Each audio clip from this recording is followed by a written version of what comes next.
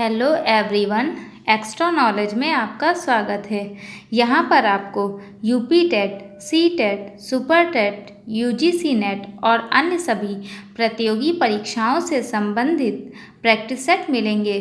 तो आज हम आपके लिए लाए हैं आरआरबी एनटीपीसी ग्रुप डी और सी जीएस का प्रैक्टिस सेट नंबर 1। इस प्रैक्टिस सेट में आपको क्वेश्चंस के साथ साथ उसकी व्याख्या भी मिलेगी, जिससे वो क्वेश्चंस बहुत अच्छी तरह से आपको क्लियर हो जाए। तो आइए शुरू करते हैं। क्वेश्चन नंबर 1, महान सम्राट अशोक किस वंश के थे? ऑप्शन ए मौर्य वंश, ऑप्शन बी मुगल वंश, ऑप्शन सी गुप्त वंश और ऑप्शन डी चोल वंश। जो कि प्रैक्टिस सेट 1 है, तो आपके लिए इजी क्वेश्चंस ही लाए हैं। धीरे धीरे अच्छे से अच्छे क्वेश्चंस लाएंगे। अब इसका आंसर बताइए। तो आपका इसका आंसर होगा ऑप्शन ए मौर्य वंश। आइए अब जान लेते हैं मौर्य वंश में अशोक के बारे में। अशोक, इनका जो सन था वो 273 ईसा पूर्व से लेकर 232 तक था। बिंदुसार इनके पिता का नाम था बिंदुसार। बिंदुसार के बाद उसका पुत्र अशोक 273 ईसा पूर्व में मगध का शासक बनता है। परंतु अगर अशोक के राज्याभिषेक की बात की जाए तो वो 269 ईसा पूर्व में होता है। राजतरंगिणी के अनुसार अशोक जो थे वो प्रारंभ में शैव धर्म को मानते थे, लेकिन सिंगल अनुश्रुतियों या दीपवंश और महावंश के अनुसार निग्रोध ने अशोक को बौद्ध धर्म में दीक्षित किया और मुगली पुत्र तिस्सम के प्रभाव से अशोक पूर्ण रूप से बौद्ध बन गए। मतलब वो प्रारंभ में शैव धर्म को मानते थे और बाद में वो बौद्ध बन गए। अशोक के बौद्ध होने का सबसे प्रबल अगर प्रमाण किस शिलालेख में मिलता है, ये क्वेश्चन है, तो वो आपका है भ्राबू वैराट या राजस्थान शिलालेख से मिलता है। भारतीय इतिहास में अशोक अपने शिलालेखों के लिए अत्यधिक प्रसिद्ध हैं। इनके अधिकतर अभिलेख, अगर इनकी लिपि पूछी जाए, अशोक ने अधिकतर जो अभिलेख है किस लिपि में लिखे, तो वो ब्राह्मी लिपि में है। लेकिन केवल सिर्फ 2 अभिलेख ऐसे हैं जो कि खरोष्टी लिपि में। वो कौन कौन से हैं? वो है सहबाजगढ़ी और मान सेहरा अभिलेख खरोष्टी लिपि में है। इनका जो सबसे प्रसिद्ध अभिलेख है वो 13वां शिलालेख है, जिसमें कलिंग युद्ध की जानकारी दी हुई है। आई होप इस क्वेश्चन से आपको और इसकी व्याख्या से कई क्वेश्चंस के आंसर मिल गए होंगे। अगर आप इन्हें अच्छी तरह से पढ़ेंगे तो एक क्वेश्चन से आपके पास क्वेश्चंस और उसके आंसर मिलेंगे। तो आइए बढ़ते अपने क्वेश्चन नंबर 2 की तरफ। वैज्ञानिक नाम होमोसेपियंस का अर्थ क्या है? ऑप्शन ए सीधा आदमी, ऑप्शन बी बुद्धिमान आदमी, ऑप्शन सी आदमी या ऑप्शन डी कामकाजी आदमी। तो यहाँ पे आपका आंसर होगा ऑप्शन बी बुद्धिमान आदमी। होमोसेपियंस का अर्थ होगा। आइए अब इसकी भी व्याख्या देख लेते हैं। जैसे कि होमो की प्रजातियां। होमो लैटिन भाषा का एक शब्द है जिसका अर्थ होता है आदमी। वैज्ञानिकों में होमो हैबिलस का मतलब होगा औजार बनाने वाले आदमियों को होमो हैबिलस बोला जाता था। होमो इरेक्टस सीधे खड़े होकर पैरों के बल जो चलते थे उन्हें होमो इरेक्टस बोलते थे। वहीं होमो सेपियंस जो आपका क्वेश्चन में पूछा गया है वो चिंतनशील मनुष्य या मतलब बुद्धिमान मनुष्य की प्रजातियों में बांटा गया। होमो हैबिलस के जीवाश्म, जो कि औजार बनाने वाले आदमी हैं, उनके जो जीवाश्म हैं वो इथोपिया में ओमो और तंजानिया में ओल्दुवाई गोल्ड से प्राप्त हुए हैं। और होमो इरेक्टस मतलब सीधे खड़े होकर पैरों के बल चलने वालों के जीवाश्म हमें प्राप्त हुए हैं अफ्रीका तथा एशिया दोनों महाद्वीपों में, ये और यूरोप में भी मिले हैं होमो इरेक्टस के जीवाश्म। और सबसे पुराने जीवाश्म की अगर बात की जाए तो वो होमो हाइडेलबर्गेसिस और होमो निडरथैलेसिस के हैं। ये दोनों ही होमोसेपियंस की प्रजाति हैं। तो होमो से संबंधित यहाँ पे आपके 3-4 क्वेश्चन, जैसे कि औजार बनाने वाले आदमी, क्योंकि अगर क्वेश्चन एक बार आया है होमोसेपियंस का अर्थ, तो इसी से रिलेटेड कोई एक क्वेश्चन और पूछा जा सकता है। आई होप आपको ये भी क्वेश्चंस का पसंद आया होगा। अब बढ़ते हैं अपने क्वेश्चन नंबर 3 की तरफ। किस देश ने 2011 में स्वतंत्रता प्राप्ति की थी? Option A Eritrea, option B दक्षिण सूडान, ऑप्शन सी स्लोवाकिया या ऑप्शन डी बुर्नोई।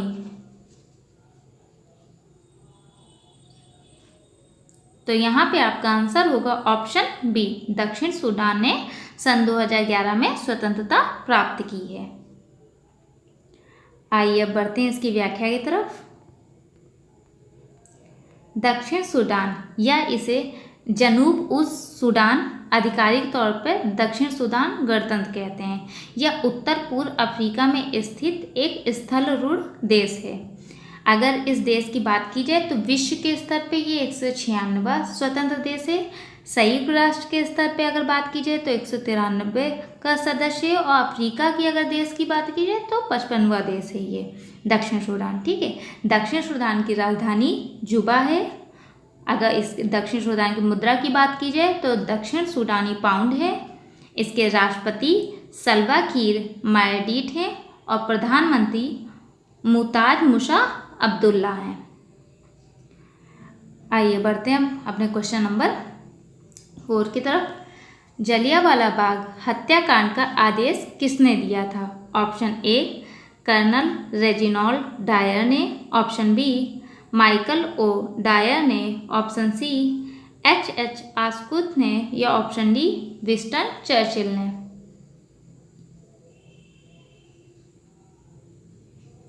तो इसका आंसर होगा option A colonel Reginald Dyer ने आदेश दिया था जलियांवाला बाग हत्याकांड का।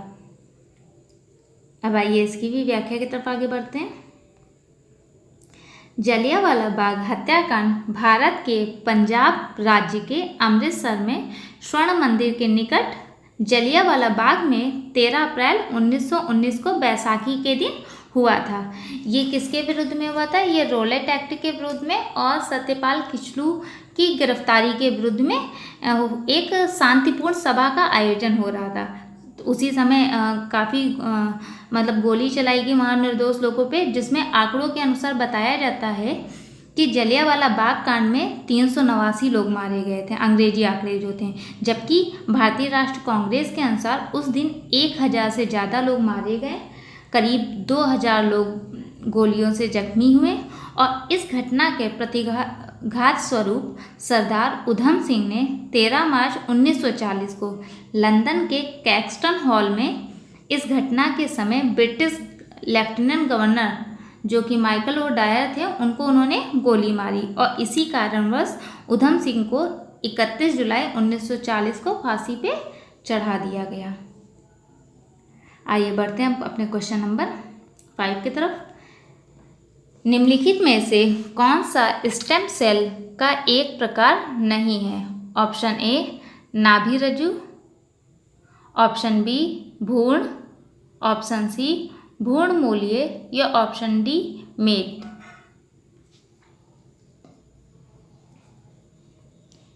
तो इसका आंसर होगा ऑप्शन डी मेद। मेद आपका स्टेम सेल का प्रकार नहीं है। आइए अब जानते हैं कि स्टेम सेल क्या होता है। स्टेम सेल शरीर की मूल कोशिका होती है, इसलिए पहला स्टेम सेल भ्रूण से ही हमारा बनता है। मनुष्य का जो शरीर है वो अनेक कोशिकाओं से मिलकर बना है और इनके अपने अपने कार्य होते हैं। जैसे अगर स्टेम सेल की बात की जाए तो वो 4 प्रकार के होते हैं, जिसमें पहला है टोटिपोटेंट। इन भ्रूण सेल्स को कृत्रिम रूप से विकसित किया जाता है और अपनी संख्या को इनकी ये विशेषता है टोटिपोटेंट स्टेम सेल की कि ये अपनी संख्या बढ़ाते रहते हैं। वहीं मल्टीपोटेंट जो कोशिकाएं होती हैं किसी अंग को बढ़ाने या उसकी मरम्मत करने का काम करती है। जैसे अस्थि मंजा या रक्त बनाने में सहायक कोशिकाएं कौन सी होंगी? वो मल्टीपोटेंट स्टेम सेल होंगी। और तीसरी आपकी प्लोरीपोटेंट। इन सेलों की सबसे बड़ी खासियत यह है कि ये कभी किसी भी कोशिका का रूप ले सकती हैं। और लास्ट में यूनिपोटेंट। इस प्रकार की कोशिकाएं स्वयं ही बढ़ने वाली होती हैं तथा समय पड़ने पर यह परिपक्व कोशिका का रूप ले लेती हैं। ये आपके 4 प्रकार के स्टेम सेल होते हैं। ठीक है, तो स्टेम सेल का जो विकास होता है जैसे भ्रूण से ही स्टार्ट होता है, इस प्रकार के स्टेम सेल लेने के लिए 16 हफ्ते के गर्भ का माता पिता की अनुमति लेके गर्भपात कराया जा सकता है, मतलब इस स्टेम सेल का, और उससे ये स्टेम सेल लिए जाते हैं। इसमें भी मैचिंग की ज़रूरत होती है या अमानवीय भी है, कानून इसकी अनुमति नहीं देता है। वही गर्भनाल या स्टेम सेल और उत्तकों का एक ऐसा समृद्ध स्रोत है, परंपरागत रूप से गर्भनाल को काटने के बाद इसे स्टेम सेल बैंक में सुरक्षित रखवा दिया जाता है। इससे मिलने वाले स्टेम सेल व उत्तकों का उपयोग शिशु के संपूर्ण जीवन काल के दौरान आने वाली स्वास्थ्य समस्याओं के निवारण के लिए किया जाता है। जो हमारी गर्भनाल होती है उसको काट के अलग स्टेम सेल बैंक होता है वहाँ रखवा दिया जाता है, जिससे आगे हमें अगर कोई भी स्वास्थ्य संबंधी समस्याएं आती हैं तो ये स्टेम सेल हमारे स्वास्थ्य को निवारण करने में बहुत ही आवश्यक हो जाता है। आइए बढ़ते हैं अब अपने क्वेश्चन नंबर 6 की तरफ। रेडियम किस खनिज से प्राप्त किया जाता है? Option A rutile, option B hematite, option C चूना पत्थर या ऑप्शन डी पिच ब्लेंड। जैसे पूछा गया है रेडियम किस खनिज से प्राप्त किया जाता है, तो यहाँ पे आपका आंसर होगा ऑप्शन डी पिच ब्लेंड से रेडियम प्राप्त किया जाता है। आइए अब इसकी व्याख्या देख लेते हैं। रेडियम की खोज पियरे क्यूरी और श्रीमती क्यूरी ने 1898 ईस्वी में की थी। यूरेनियम अयस्क पिच ब्लेंड की रेडियो एक्टिवता विशुद्ध यूरेनियम से अधिक होती है। उपर्युक्त दोनों वैज्ञानिकों ने रासायनिक क्रियाओं द्वारा अधिक रेडियो एक्टिव वाले अंश को पिच ब्लेंड से अलग कर इस तत्व की उपस्थिति सिद्ध की। अतः 1902 ईस्वी में इसका विशुद्ध यौगिक बना और 1910 ईस्वी में रेडियम धातु का निर्माण किया गया। पिच ब्लेंड अगर आपका पूछा जाए कहाँ पाया जाता है तो वो अफ्रीका के कांगो के कैटंगा प्रांत में तथा कनाडा और पश्चिमी अमेरिका में मिलता है। इसके अतिरिक्त यूरोप के कुछ स्थानों, दक्षिण अफ्रीका, ऑस्ट्रेलिया और मेडागास्कर में भी यह अयस्क पाया जाता है। और अगर भारत में बात की जाए तो भारत में केरल राज्य में मोनोजाइट अयस्क बहुत पाया जाता है। ये भी रेडियम का दूसरा समस्थानिक होता है जिसे मिजोथोरियम कहते हैं, मिलता है या अस्थायी रूप से समस्थानिक होता है। तो आपका रेडियम का दूसरा समस्थानिक जो कि मोनोजाइट है और जिसे मिजोथोरियम भी कहते हैं, यह आपका भारत के केरल राज्य में मिलता है। आइए बढ़ते हैं अब अपने क्वेश्चन नंबर 7 की तरफ। श्रीलंका तब सीलोन को किस वर्ष डोमिनियन ऑफ सीलोन के रूप में स्वतंत्रता प्रदान की गई? Option A 1948, option B 1972, option C 1947 या ऑप्शन डी 1968। तो यहाँ पे आपका आंसर होगा ऑप्शन ए 1948 में श्रीलंका को डोमिनियन ऑफ सीलोन के रूप में स्वतंत्रता प्रदान की गई। आइए अब इसके कुछ अन्य महत्वपूर्ण तथ्य जान लेते हैं, जैसे कि श्रीलंका आधिकारिक नाम श्रीलंका समाजवादी जनतांत्रिक गणराज्य। ये दक्षिण एशिया में हिंद महासागर के उत्तरी भाग में स्थित एक द्वीपीय देश है। भारत से अगर इस देश की दूरी पूछी जाए तो वो 31 किलोमीटर है। 4 फरवरी 1948 को डोमिनियन स्टेट के रूप में श्रीलंका को स्वतंत्रता मिली। वहीं 1972 में इसका नाम सीलोन था, जिसे 1972 में तक इसका नाम सीलोन था, जो 1972 में बदलकर लंका किया गया और 1948 में इसके आगे सम्मान सूचक शब्द श्रीलंका श्री जोड़ के श्रीलंका कर दिया गया। तो अगर आपसे पूछा जाए कि श्रीलंका को स्वतंत्र डोमिनियन स्टेट के रूप में 1948, इसका नाम लंका तो 1972 में और श्रीलंका तो 1978 में। श्रीलंका की 2 राजधानियां हैं, एक श्रीलंका की राजधानी प्रशासनिक केंद्र की जो कि जयवर्धनेपुरा है, और श्रीलंका की वाणिज्यिक राजधानी कोलंबो में है।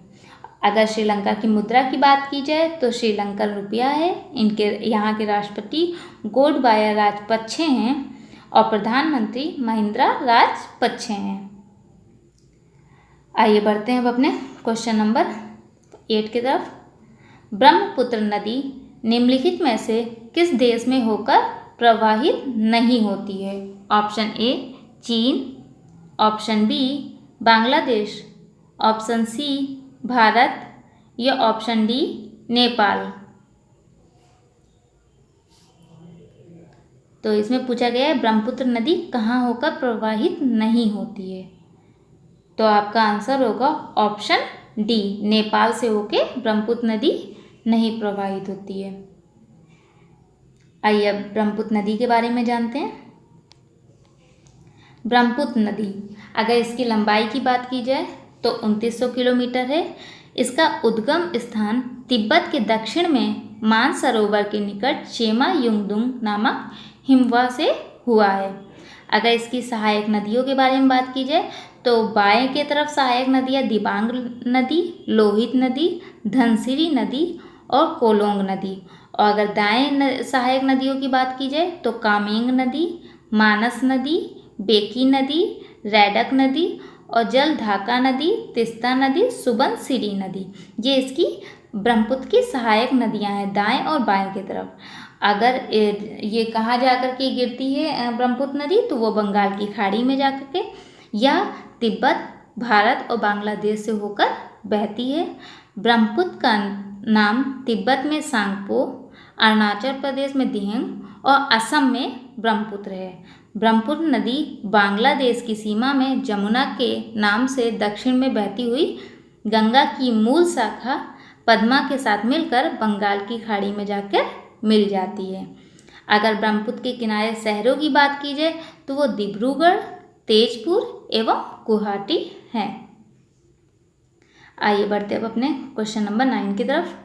भारतीय संविधान में उल्लिखित आपातकालीन प्रावधान किस देश के संविधान से लिया गया है?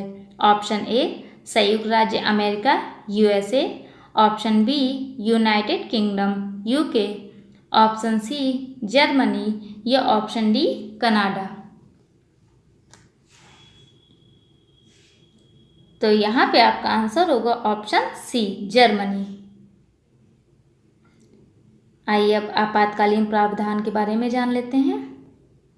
आपातकालीन प्रावधान जर्मनी के संविधान से उधार लिया गया है। भारत के उल्लेख संविधान के भाग 18, भारत में इसका उल्लेख संविधान के भाग 18 में अनुच्छेद 352 से लेकर 360 के अंतर्गत किया जाता है।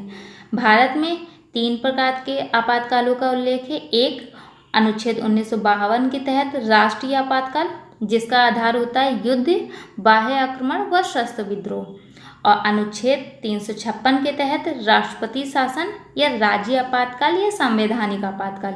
इसका आधार रहेगा राज्य में संवैधानिक तंत्र की विफलता के आधार पर यह आपातकाल घोषित किया जाएगा। और अनुच्छेद 360 के तहत वित्तीय आपातकाल को आधार भारत की वित्तीय अस्थिरता के आधार पर 360 आपका लगाया जाएगा।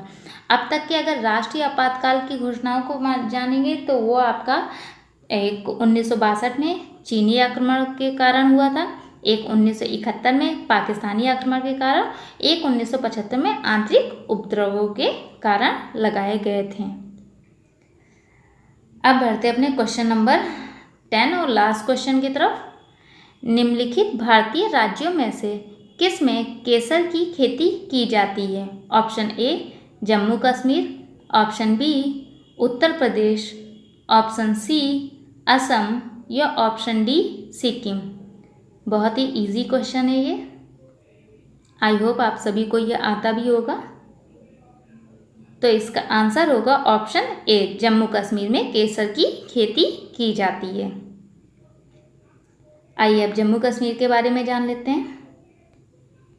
जम्मू कश्मीर 5 अगस्त 2019 तक भारत का राज्य था, लेकिन अगस्त सन 2019 में द्विभाजित कर जम्मू और कश्मीर एवं लद्दाख नामक 2 केंद्र शासित प्रदेश के रूप में स्थापित कर दिया गया। अगर जम्मू कश्मीर की भाषाएं के बारे में बात करेंगे तो यहाँ की भाषाएं उर्दू, कश्मीरी, डोगरी, लद्दाखी, बाल्टिक और गुजरी, ये यहाँ की भाषाएं हैं। अगर जम्मू कश्मीर की राजधानी तो श्रीनगर ग्रीष्मकाल में और शिशिर या शीत ऋतु में जम्मू है। अगर जम्मू कश्मीर की नदियों की बात की जाए तो वो सिंधु, श्योक, गिलगिट, जास्कर, चेनाब, झेलम और किशनगढ़ है। अगर कृषि से संबंधित यहाँ बात की जाए तो केसर, जो कि क्वेश्चन में पूछा गया, शहद, बासमती जैसे दुर्लभ कृषि उत्पाद यहाँ पे मिलते हैं। श्रीनगर में ट्यूलिप गार्डन एशिया का सबसे बड़ा ट्यूलिप गार्डन है। अगर लोक नृत्य की बात की जाए तो यहाँ पे चक्री और राउफ, लाउसा, सूफियाना, कलाम, ये यहाँ के लोक नृत्य हैं। और उसमें चक्री में जो कि वाद्य यंत्रों द्वारा कहानियों को गा गा करके या नाच के सुनाया जाता है। राउफ में लड़कियों द्वारा ईद, शादी इत्यादि पे, और लाउस गायन का व्यंग्यात्मक रूप होता है। सूफियाना कलाम जो कि संतूर के साथ गाया जाता है। और अगर जम्मू कश्मीर की जनजातियों की बात की जाए तो बकरावल, दमारा, प्रोकपा, चेगपा, बल्टी, डोगरा, हंडू और बगती इत्यादि इनकी यहाँ की जनजातियाँ हैं। आई होप हमारे द्वारा लाए गए ये 10 क्वेश्चंस आपको अच्छे लगे होंगे और उससे उसकी व्याख्या भी। तो प्लीज़ अगर आपको हमारा चैनल पे लाए गए क्वेश्चन समझ में आ रहे हैं तो शेयर कीजिए, सब्सक्राइब कीजिए। Thank you for watching my channel.